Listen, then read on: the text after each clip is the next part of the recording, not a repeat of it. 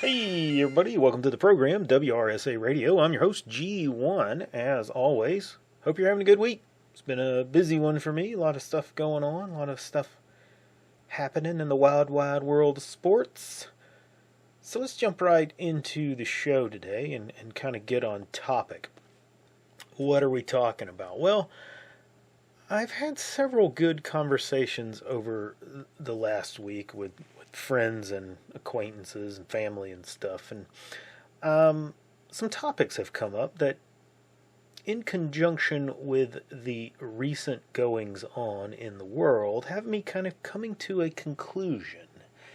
And that conclusion is that we have reached peak feminization in the Western world. So, what do I mean by that? Well, let's start off by suggesting or thinking as a thought experiment, as we might do, if we were to go back in time to the beginning of the feminist movement, and let's say that we could transport ourselves there, and we could ask those early proto-feminists what their movement was all about. Let's say we ask them, in your own words, can you articulate what you think a completely feminist world would look like? What is the goal of feminism? How would you know when you reach or when you have achieved the end state of total feminism? And then let's say we write all those answers down, and then we jump back in our time machine and we come back. Every decade between then and now, we stop off and we randomly sample feminists. Like we stop off at the places where feminists congregate, like, vegan stores and Whole Foods and pet shelters, those kind of places. And we get these samples of the answers to these same questions from all of these different time frames, all of these different feminists. And then we finally get back to here, to our timeline right now. And we get that last group of answers. And then we go and we go back to our office and we collate all the data and we make a nice PowerPoint or a pivot table. What do you think that it would show us? Well, some of you might be jumping ahead and thinking, well, that these feminists would have a host of answers that would look a lot like the list of problems that we are facing today. And I'm going to quibble with that just a little bit. I'm going to differ with you because I think things would look a little bit different. I believe that the list of answers would be almost unintelligible. And what I mean by that, it's not because women are not smart or anything like that, but because I don't believe that feminists can articulate what they actually want. Okay?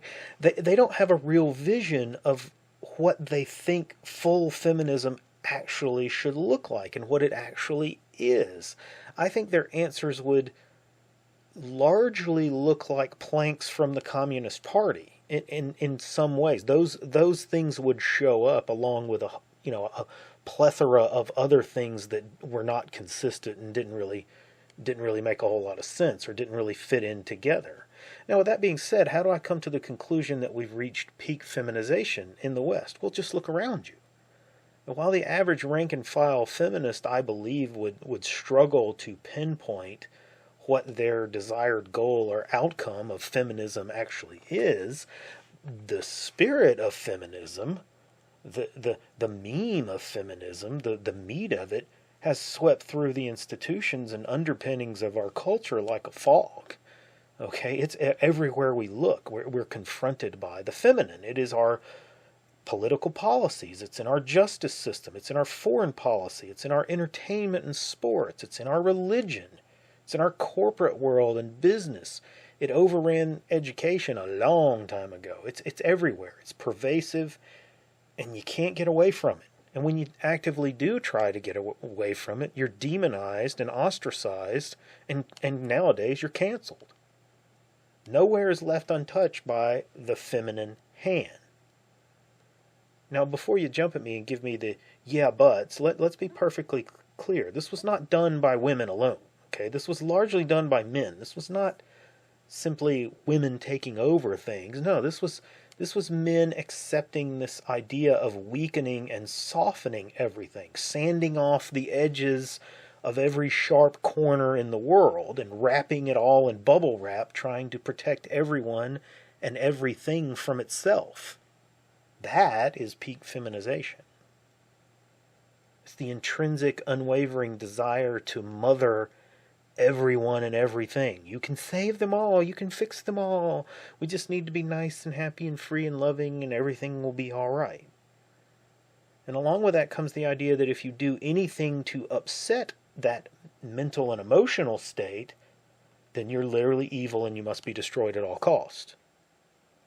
And the third plank of that, which is the one that we're seeing play out very openly and very vagrantly here in the world right now, is that when the world refuses to conform itself to this feminist ideal, this mental and emotional state, then a catastrophic cascading series of breakdowns begin to occur, and the subject descends into a self-destructive cycle that will figuratively and sometimes literally burn everything around them, including those that they care about the most. And there's a reason that the Soviet Union was called the motherland. Now let's look at some of the current goings-on to get a measure of what I'm talking about. First, let's look at this murder case in Texas, featuring the thug of the week, Carmelo Anthony, who stabbed another young man at a high school track meet. This kid was in the opposing team's shelter, their easy up shelter thing that they had out there to kind of stay in the shade and all that. And he's, apparently from some of the stories that I heard, he's poking around in their gym bags. Not saying he was stealing anything, that's not what I'm saying, but somebody might have thought that was the case. And young Austin Metcalf confronted him and told him, hey, you need to get out of the tent and go back to your team's area. So this kid draws a knife and stabs him because, that's what thugs do. No thought of the consequences. It's all about the respect, getting the respect, and then doing what you can to get whitey. Now, this is a no-brainer. This kid should be in jail with no bond, awaiting trial. Okay?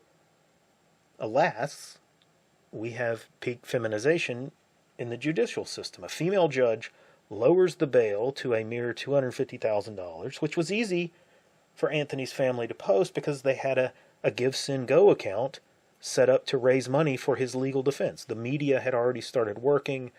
Again, that feminization going to work there to soften the edges. He's not this brutal thug. He's this good boy that didn't do nothing wrong. He was defending himself.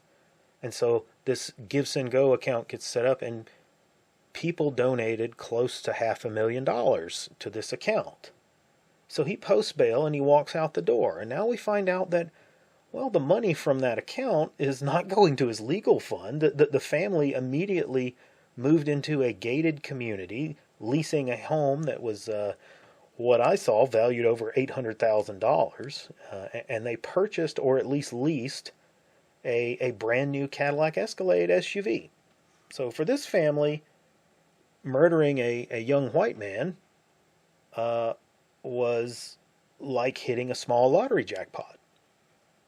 It's disgusting. And now they're selling merchandise with free mellow or whatever, some phrase on it with their, Carmelo and Anthony's face on it.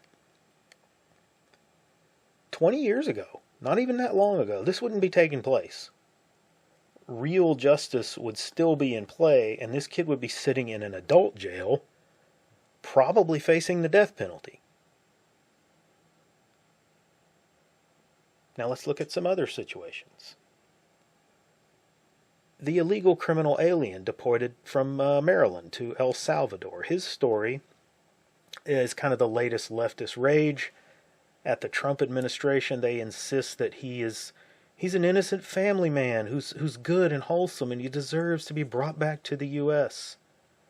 In fact, there's legal actions pending right now trying to force the admin to do just that. Some Congress critter has called for Trump to be impeached because they deported this guy. Because, deporting an illegal is apparently against the Constitution in this person's world. There's just a problem with all of this. This guy was none of that. He was an illegal, as I said, and he was a gang member, and he's involved with human trafficking. And then this week we find out that he allegedly also beat his wife on more than one occasion and was subjected to a restraining order. And the only reason that the restraining order did not fully go into place was because she didn't show up to the court to complete the process. And now she goes on TV and cries and whines and says, "Oh, please bring him back. Oh." Again, we have this feminine drive to nest and baby every stray dog in the world. Let's look at Europe. We have Ursula von der Leyen in the EU. She's the one declaring that the world as we know it no longer exists. Well, duh. I mean, you're saying that like it's a good thing. The world is going to teach you a lesson, Miss von der Leyen, and you will be lucky to see the actual outcomes that you and your ilk have put into motion. It's peak feminization that has opened the floodgates to the world's unwashed third worlders to plant themselves into the pocketbooks of hardworking, decent Europeans and Americans. And women like Miss von der Leyen have set aside that kind of small, logical, and rational nugget that they have in their brain, and they've fully embraced the emotional cortex. And drunk on wine and rom-coms, they believe that you have to just let everyone come to your land and take everything that you have, and everything will be okay because it will make up for all the bad that has been done in the world. But that's madness. But it's peak feminization. So we have a problem, a major world-ending, civilization-breaking problem that we have to deal with, and we have to fix this. These harpies need to be caged. The Gorgons need to be shown their reflection and reminded that they're not lovely nymphs. They're hideous creatures that kill everything that they touch. Our ancestors lived long enough to know a thing or three about people. Okay, it's really all they had to do back then. They grew food, they raised animals, they built things, and they watched people. They studied people. They told us a lot of great wisdom, and they gave us a lot of great knowledge. Along the way, however, some people decided that those stuffy old men didn't know anything about the modern world, so their ideas were dumb and needed to be done away with. Maybe it's time we reevaluate that position and look back on what those old dudes told us. Greek and Roman tragedies are ripe with the stories of what happens when feminization is allowed to flourish and take precedent. It's not a pretty picture, ironically. And I don't think I'm trashing women with this rant. I certainly believe that women are beautiful and kind and great, and they're everything that we men are not. And that's how it's supposed to be. Okay? You guys know I strive for balance.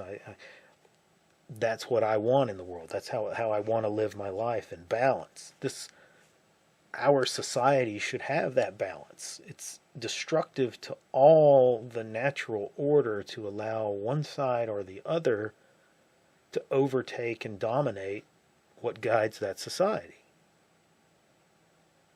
Now, we've lost so much over these years. We can't fix this within the system. That's the other big problem that we have.